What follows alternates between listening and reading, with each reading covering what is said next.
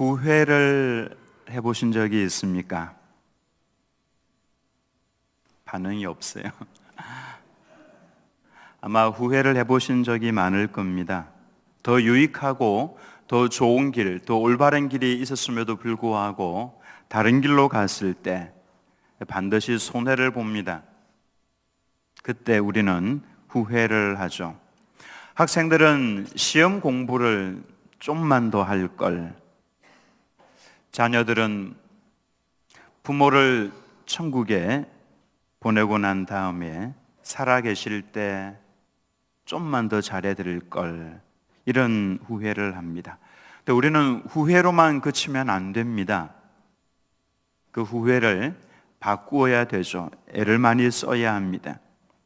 무엇보다도 우리 인생의 마지막에 후회하지 않는 인생이 어디에 있겠습니까마는, 그래도 내가 걸어왔던 그 인생의 길을 돌이켜보면서 하나님 주의 은혜로 보람이 있는 인생이었습니다. 늘 도우시고 인도해 주셔서 감사합니다. 이와 같은 인생이 되어야 되지 않겠습니까? 돌아보면서 한숨만 쉬면서 내가 왜 그랬을까, 이 이야기만 하고 있으면 우리의 인생이 얼마나 비참해지겠습니까? 야곱의 후회를 살펴보면서 우리의 후회를 좀 줄일 수 있으면 좋겠다라고 생각을 합니다. 본문에 보면 야곱도 후회를 하고 있습니다. 제 눈에 그게 보였습니다. 6절 말씀을 보면은 야곱과 그와 함께한 모든 사람이 가나안 땅 루스 곧 베델에 이르고, 여기 보면은 야곱의 어떤 후회가 보입니까? 야곱이 가나안 땅에 들어와서 제일 먼저 베델로 갔더라면 얼마나 좋았을까? 내가 왜 세겜으로 갔을까? 이와 같은 후회가 이 속에 보입니다. 베델, 하나님의 집입니다. 하나님의 집, 정말 야곱에게 하나님이 필요했던 그 순간, 형을 피해서 살기 위해 도망을 가고 있던 그 순간 하나님께서 찾아오셨죠. 하나님을 만나면 모든 문제의 해결점이 거기에 있습니다. 하나님께서 찾아오셔서 여기가 하나님의 집이구나, 네가 어디로 가든지 내가 너와 함께하면서 도와주고 먹이고 입히고 그리고 이곳으로 평안하게 돌아오게 해주겠다라고 약속을 하신 하나님, 그 하나님의 집 베델, 내가 가나안 땅에 들어왔을 때 그 하나님을 찾아가서 감사하고 먼저 예배를 드렸더라면 얼마나 좋았을까? 그랬더라면 이 험한 꼴을 당하지 않았을 텐데, 야곱이 거기에서 후회를 했을 겁니다. 근데 야곱이 살아왔던 그 발걸음을 돌이켜 보면은 참 그의 잘못된 선택이 많았고 그에 따른 후회가 많습니다. 알고 보면 야곱의 인생은 실수투성이의 삶이었습니다. 야곱이 외삼촌 집에서 나올 때에 그냥 나오지 않았습니다. 비참하게도 도망을 쳤습니다. 외삼촌 몰래 이것저것 다 훔쳐가는 것처럼 다 챙겨가지고 외삼촌 모르게 도망을 쳐서 나왔다라고 성경은 그렇게 기록을 하고 있습니다. 그렇게 7일 동안 안 붙잡히려고 도망 가다가 7일째 붙잡혔죠. 왜 하나님의 사람이 이렇게 비참하게 살아야 합니까? 야곱이 외삼촌 집에서 가나안 땅으로 돌아올 때 결정적인 원인을 제공했던 분은 하나님이시죠. 하나님께서 말씀을 하셨기 때문에 야곱이 가나안 땅으로 가기로 마음에 결정을 내렸던 것입니다. 창세기 31장 3절 말씀에 여호와께서 야곱에게 이르시되 네 조상의 땅 네 족속에게로 돌아가라, 내가 너와 함께 있으리라 하신지라. 야곱아 돌아가라, 내가 너와 함께하면서 너 도와주겠다라고 하나님께서 친히 말씀을 하셨습니다. 그렇다면은 외삼촌을 찾아가서 당당하게 이야기를 하면 됩니다. 내 할아버지 아브라함이 하나님, 아버지 이삭이 하나님. 이미 하란 땅에서 아브라함은 유명한 사람이었습니다. 할아버지 아브라함과 아버지 이삭의 하나님께서 내게 말씀을 하셨습니다. 내 고향으로 돌아가라고 하셨습니다. 당당하게 외삼촌 라반에게 이야기를 했으면 얼마나 좋았겠습니까? 그 전에 충분히 기도하고 하나님, 제가 외삼촌과의 관계가 좋지 않습니다. 껄끄럽습니다. 그러나 하나님께서 돌아가라고 말씀을 하셨으니 제가 외삼촌에게 가서 이야기하겠습니다. 도와주십시오 라고 충분히 기도하고 난 다음에 외삼촌을 만나야 되는 겁니다. 적어도 라반은 20년간 외삼촌 집에 몸을 의탁하고 살았습니다. 갈 곳 없는 그를 받아주었던 분이 외삼촌이죠. 그렇다면 20년 만에 고향으로 돌아가면서 작별 인사를 하는 것이 예의가 아니겠습니까? 그리고 말씀을 드리면 외삼촌이 빈손으로 돌려보내겠습니까? 자기의 2명의 딸도 같이 가는데, 무엇보다 라반이 야곱을 함부로 대하면 하나님께서 손을 보실 겁니다. 그러니 당당하게 이야기를 하고 나왔더라면 얼마나 좋았을까 라고 하는 후회를 합니다. 그리고 야곱의 최대의 위기였죠. 에서가 야곱을 죽이기 위해서 분노해서 400명의 장정을 데리고 오고 있던 그때에 이 문제를 어떻게 해결하겠습니까? 그때 야곱에게 하나님께서 먼저 찾아오셨습니다. 이러지도 저러지도 못하고 있는 야곱에게 하나님께서 친히 찾아오셨죠. 근데 야곱은 자신을 찾아온 그분이 하나님이신 줄 알지 못하고 밤새도록 뒹굴면서 싸웠습니다. 그러다가 옷도 찢어지고 머리카락도 산발이 되고 허벅지 뼈는 위골이 되었습니다. 절뚝거리게 되었습니다. 대체 이게 뭡니까?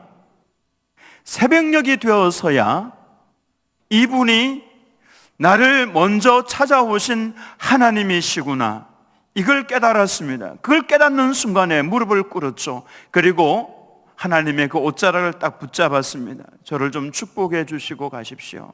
축복해 주지 아니하시면 이 손 놓을 수 없습니다. 그제서야 하나님 앞에 엎드려서 간구하는 야곱의 모습입니다. 야곱이 아마 이런 후회를 했을 겁니다. 내가 왜 하나님의 말씀을 잊었던고, 내가 어느 곳을 가든지 어디에 있든지 무슨 일을 하든지 하나님께서 나와 함께 계시겠다고 약속을 하셨는데, 그리고 나로 하여금 이곳에 평안하게 돌아오도록 해주겠다고 약속을 하셨는데, 이 밤에 하나님께서 나를 찾아오셨는데, 이분이 하나님이신 줄 알았더라면 야곱이 어떻게 했겠습니까? 싸울 것이 아니죠. 하나님 앞에 앉아서 그의 인생 살아왔던 길들을 이야기를 하며 아버지를 속이고 형을 속이고 거짓을 했던 그거 용서해 달라고, 그리고 라반과의 관계에서도 서로 미워하고 했던 이 부분 용서해 달라고, 그리고 형 에서를 만날 때에 도와주십시오. 밤새도록 앉아서 하나님과 대화를 나누며 하나님의 말씀을 들으면서 얼마나 그 복된 시간으로 만들 수 있었는데 그렇게 하지 못했던 것을 야곱이 후회를 했을 겁니다. 그리고 하나님의 도우심으로 정말 아름다운 재회를 합니다. 쌍둥이 형제가 서로 마주 앉고 얼굴을 맞대고 울적고 품어줍니다. 그리고 하나님과 밤새 씨름했던 야곱은 피곤해서 숫곳으로 가서 잠시 휴식을 취합니다. 그리고 난 다음에 베델로 바로 올라갔더라면 얼마나 좋았을까. 야곱의 후회입니다. 눈에 보기에 세겜 성읍이 얼마나 살기에 좋아 보였겠습니까?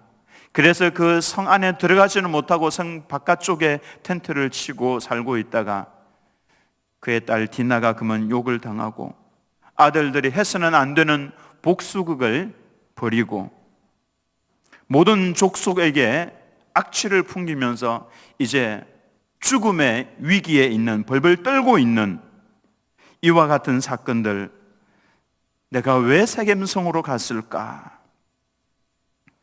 야곱이 하는 일마다 사실 보면 제대로 된 일이 없습니다. 후회만 하는 인생입니다. 우리가 후회하지 않기 위해서는 하나님께서 우리들에게 말씀하시는 것, 여러분 마음 가운데 분명히 하나님께서 말씀을 하십니다. 내 마음 속에서 일어나고 있는 생각들, 깨달음들 막 하나님께서 밀고 계실 때가 있습니다. 그때는 지체하면 지체할수록 후회합니다. 즉각적으로 순종을 하는 것이 좋습니다. 내 마음 속에서 너 감사해야지 라는 마음이 들 때는 그 자리에서 바로 하나님의 이름을 부르고 하나님 감사합니다 라고 하는 것이 좋습니다. 내가 저 사람을 도와야지 생각이 들면은 이것저것 따져서는 안 되고 바로 도와주는 것이 지혜입니다. 내 마음속에서 노래해야 되겠다, 하나님을 노래해야 되겠다는 생각이 들면은 그 즉석에서 바로 찬송을 하는 것이 잘하는 것입니다. 회개해야 될 생각이 들 때는 바로 돌아서서 하나님 앞에 엎드려서 회개하십시오.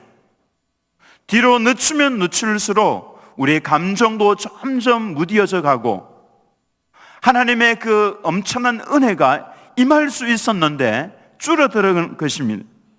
그래서 늦추면 늦출수록 못하게 되는 것이고 후회도 커지고 손해도 커지게 되는 겁니다. 그래도 늦어도 하는 것이 잘하는 것이죠. 야곱도 늦었지만은 베델로 올라갔습니다. 7절 말씀에 보면은 그가 거기서 제단을 쌓고, 제단을 쌓았다라는 말씀은 신학적으로 말하면은 하나님의 이름을 부르고 하나님께 찬송하고 하나님 앞에 엎드려 기도하는 것을 말합니다. 예배를 드리는 것을 말합니다.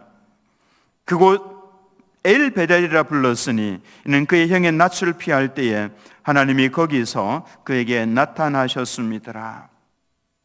베델, 하나님께서 내게 나타나셔 내 영혼의 고향과 같은 곳인데 늦게나마 그곳에 올라가서 주의 이름을 불렀습니다. 무슨 기도를 했겠습니까? 하나님 죄송합니다. 하나님께서 약속해 주신 대로 내 환난의 날에 먹을 것을 주시고 입을 것을 주시고 평안히 이곳으로 돌아오도록 해 주셨는데 제가 제일 먼저 주님 앞에 엎드려 나와 예배를 해야 되는데 잘못했습니다.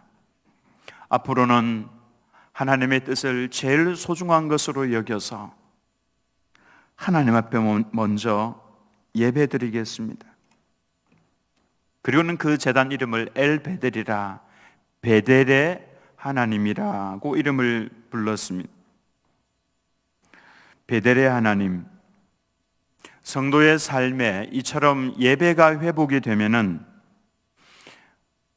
우리의 모든 것이 제자리를 찾아가기 시작합니다. 예배가 회복이 되면은 모든 것이 제자리를 착착 찾아가기 시작하죠. 왜냐하면은 하나님과 나와의 관계, 그 관계 실타래가 가장 중요하기 때문에 그렇습니다. 이게 얽혀버리면은 모든 것이 다 얽혀버립니다. 이게 제일 우선이고 이게 제일 중요한데 이거를 하지 않으면은 인생 자체가 엉망이 되기 때문에 그렇습니다. 그러나 이 실타래가 잘 풀리면 그 다음부터 나머지는 술술 따라오게 되어 있습니다. 이와 같이 예배를 회복한 성도에게는 하나님께서는 무슨 일이 일어나도 이길 수 있는 힘을 주십니다. 당장 야곱에게 무슨 일이 일어났습니까? 8절 말씀에 보면 리브가의 유모 드보라가 죽음에 그를 베델 아래에 있는 상수리 나무 밑에 장사하고 그 나무 이름을 알론바굿이라 불렀더라. 알론바굿은 곡함의 상수리, 상수리 나무는 도토리 나무죠. 그 나무 아래에서 야곱이 대성통곡하면서 울었다라고 하는 의미입니다. 곡함의 상수리, 알론바굿. 왜 울었습니까? 야곱 집에는 종이 많습니다. 그들이 죽었다고 해서 야곱이 그렇게 울었다라는 표현도 없고 또 그들의 죽음을 따로 일부러 성경에 기록을 하고 있지 않습니다. 근데 유독 리브가의 유모 드보라의 죽음만은 기록을 하고 있고 야곱이 그로 인해서 통곡을 하며 울었다라고 하고 있습니다. 아주 특별한 사람이다라고 하는 것입니다. 이 야곱의 통곡은 어머니에 대한 그리움도 포함이 되어 있습니다. 어머니의 가장 가까이에 있었던 사람이 드보라였죠. 그의 어머니 리브가가 태어날 때부터 곁을 지켰던 사람이 드보라입니다. 유모니까 젖을 먹이면서 아기를 안고 키우면서 어머니 그 리브가가 자라나는 모든 과정 속에 드보라가 있었습니다. 리브가가 가나안 땅으로 시집을 올 때에도 같이 따라왔습니다. 야곱이 태어났을 때에도 드보라가 가슴에 안고 키우면서 얼마나 이뻐했겠습니까? 그러니까 야곱에게 유모는 어머니의 그 유모 드보라는 자신의 어머니나 마찬가지였습니다. 야곱이 외삼촌 집에서 20년간 지내고 있을 때에 어머니 리브가가 아마도 죽었을 겁니다. 성경은 리브가의 죽음에 대해서 침묵하고 있습니다. 이상하게도 아브라함과 그의 아내 사라의 죽음은 기록을 하고 있고 어디에 묻혔는지도 기록을 하고 있습니다. 이삭의 죽음도 기록을 하고 있고 그리고 야곱과 그의 아내들이 어디에서 죽었고 어디에 묻혔는지도 기록을 다 하고 있는데 이상하게 이삭의 부인 야곱의 어머니 리브가의 죽음에 대해서는 성경이 아무런 말을 하고 있지 않습니다. 왜 그렇습니까? 묵상을 해보면은 아마도 야곱이 집을 떠나서 험난한 삶을 살아야 했던 원인, 장자 탈취 사건, 이게 바로 리브가의 작품이었습니다. 이삭이 그러죠. 에서를 불렀습니다. 내가 오늘 너에게 장자권을 넘겨줄 테니 축복권을 넘겨줄 테니 너는 가서 사냥해서 별미를 만들어 오라. 내가 먹고 너에게 축복해 주겠다. 그 이야기를 들었던 리브가가 얼른 야곱을 부릅니다. 상황이 이러이러하니까 너는 가서 얼른 양떼에 가서 형이 오기 전에 양을 한 마리 잡아와라. 내가 아버지가 즐겨하는 별미를 만들어서 줄 테니 네가 가서 드리고 장자권을 네가 받아라. 좋게 말해서 받아라 그 말이죠. 탈취하라 그 말입니다. 그런데 리브가가 그렇게 해서는 안 되었던 것입니다.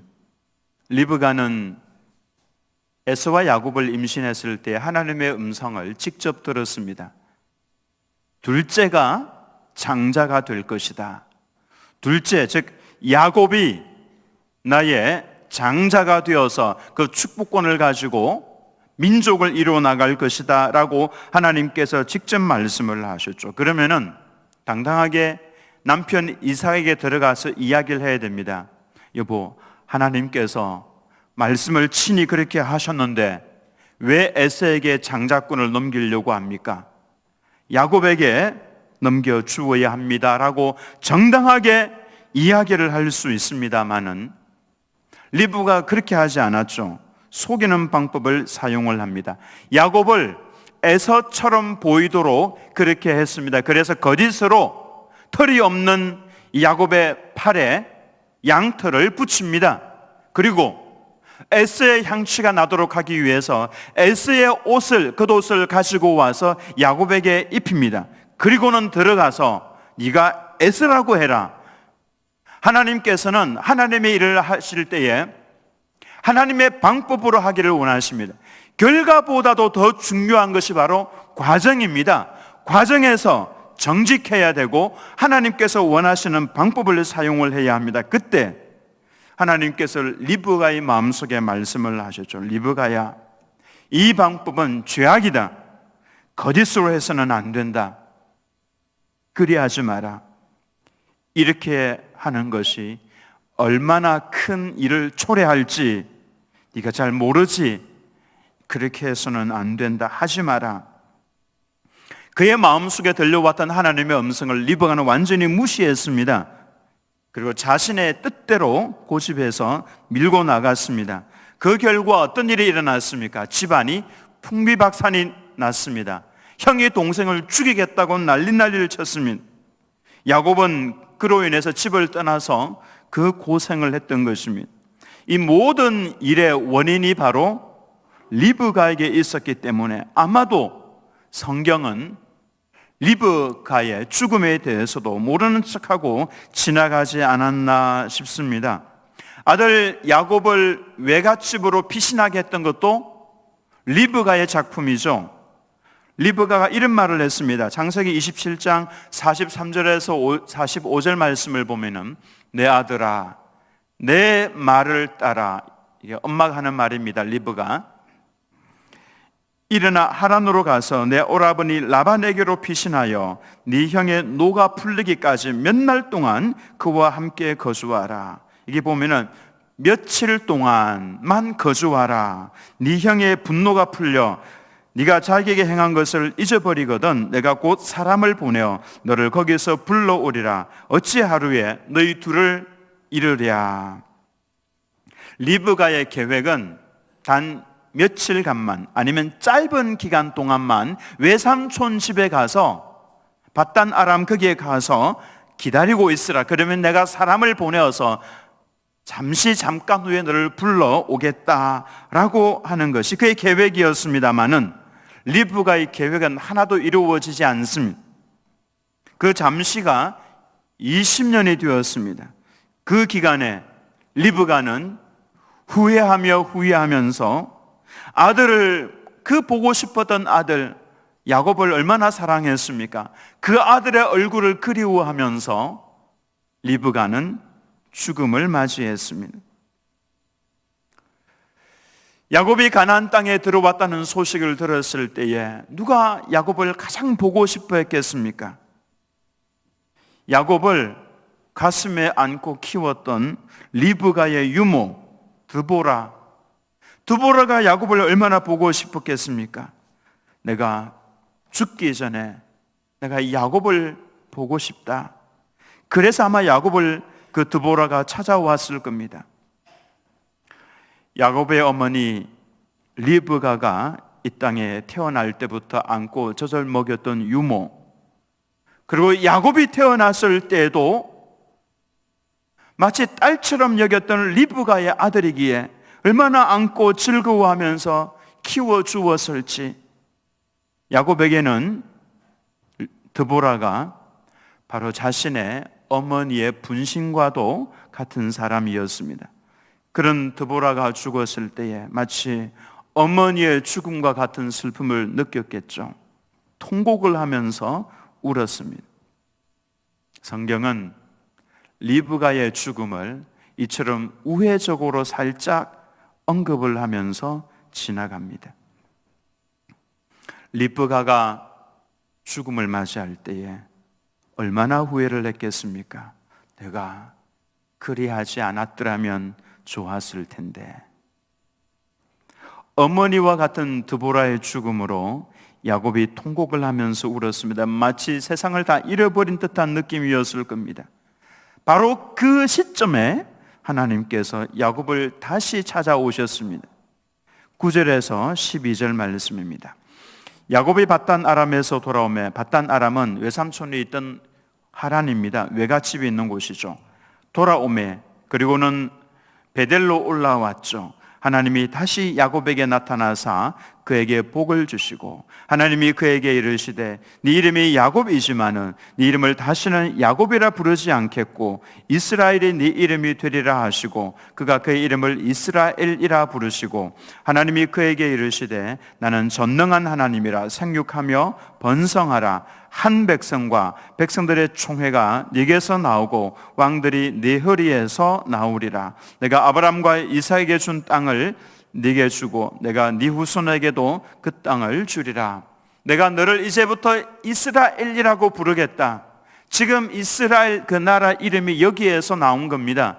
그리고 너와 내 후손에게 이 땅을 주리라. 지금 그 중동 그 가나안 땅은 하나님께서 이스라엘 백성들에게 후손들에게 주신 땅입니다. 아무리 아랍인들이 그 땅을 차지하려고 애를 써도 못합니다. 왜냐하면 하나님께서 주신 땅이기 때문에 그렇습니다. 내가 너의 후손에게 이 땅을 주겠다라고 약속을 하셨습니다. 이스라엘 후손들에게 주시겠다고 하신 거죠. 통곡하고 있는 야곱에게 하나님께서 다시금 찾아오셔서 세 가지 복을 주십니다. 너의 이름을 야곱이라. 여러분, 야곱의 이름의 의미가 무엇입니까? 발 뒤꿈치를 잡다. 야곱은요, 그의 인생에 남의 발 뒤꿈치를 잡고 비급하게 앞서 나갔던 사람입니다. 근데 하나님께서는 이제 너의 이름을 이스라엘, 이스라엘의 의미는 하나님과 씨름한 자라는 것이죠. 그러니 야곱아, 남의 발 뒤꿈치 잡고 사는 인생이 아니라 하나님 붙들고 너는 이제 나만 붙잡고 살아라 라고 하는 하나님의 의도입니다. 두 번째로는 생육하고 번성하라. 세 번째로는 이 땅을 너와 내 후손에게 다 주겠다. 베들로 와서 예배를 회복을 하고 나니까 하나님께서는 기다렸다는 뜻이 찾아오셔서 복을 주셨습니다.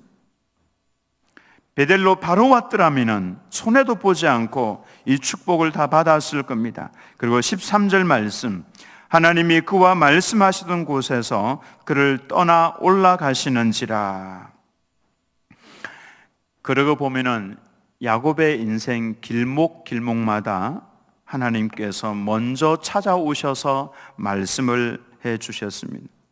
집에서 도망할 때도 베델에 먼저 찾아오셨고, 외갓집에 20년 지나는 동안에도 하나님께서 함께 계셨고, 야복강강에서 어쩔 줄 몰라 하고 있을 때도 하나님께서 먼저 찾아오셨고, 세겜성에서 진퇴양난에 빠져 있을 때에도 하나님께서 찾아오셔서 말씀을 하셨습니다. 그리고 베델에 올라와서 슬픔에 잠겨 있을 때에도 하나님께서 찾아오셔서 말씀을 해 주셨습니다. 하나님께서는 그동안에 단 한 번도 야곱을 떠나신 적이 없습니다. 그의 인생길에서 함께 하셨습니다. 실수투성이고 후회 막심한 인생이었지만 하나님께서는 늘 그의 곁에 계시면서 함께 하시고 힘을 더해 주셨습니다. 야곱이 죽어서 천국에 입성할 때까지 하나님께서는 야곱과 함께 하실 겁니다. 여러분의 인생에도 마찬가지입니다. 하나님께서는 여러분들을 떠나신 적이 단 한 번도 없습니다. 내가 실수할 때도 그 곁에 계시면서 이끌어 주시고 인도하셨습니다. 우리가 후회할 만한 일을 하고 있을 때 가슴 아파하시면서 곁에 계시면서 우리들에게 말씀을 하고 계셨습니다. 그러지 마라. 그 길이 아니고 이 길이다. 네가 서 있어야 할 자리는 이 자리다. 우리가 하나님의 음성을 무시하고 내 뜻대로 걸어가고 있을 때도 하나님께서는 나를 떠나지 아니하셨습니다. 앞으로도 마찬가지일 겁니다. 그렇다면은 우리는 고개를 들어서 하나님을 바라보는 삶을 살아야 합니다. 늘 여쭈어 보면서 걸어가야 합니다.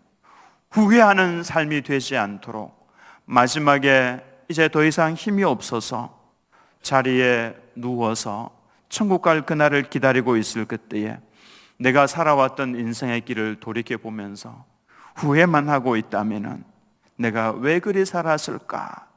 왜 그랬을까? 이 후회만 하고 있다면은 그 인생 정말 비참한 인생 아닙니까?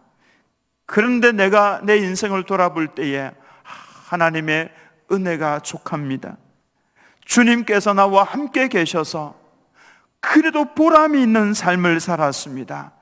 감사합니다 라고 하는 인생으로 만들어 가야 되지 않겠습니까? 그러기 위해서는 우리가 두 다리로 걸어 다닐 수 있을 때에, 우리의 두 손으로 일을 할 수 있을 때에 하나님의 얼굴을 바라보며 하나님과 더불어 대화하면서 하나님의 음성을 듣고 즉각적으로 순종하는 삶, 나중에 후회하지 않을 겁니다. 내가 주의 은혜로 정말 잘 살아왔습니다. 주님 고맙습니다. 이와 같이 후회하지 않는 삶을 살아가도록 늘 하나님과 더불어 동행하고 주의 음성을 들으며 주님과 함께 걸어가는 주님의 귀한 백성들 되시기를 예수님의 이름으로 축원합니다.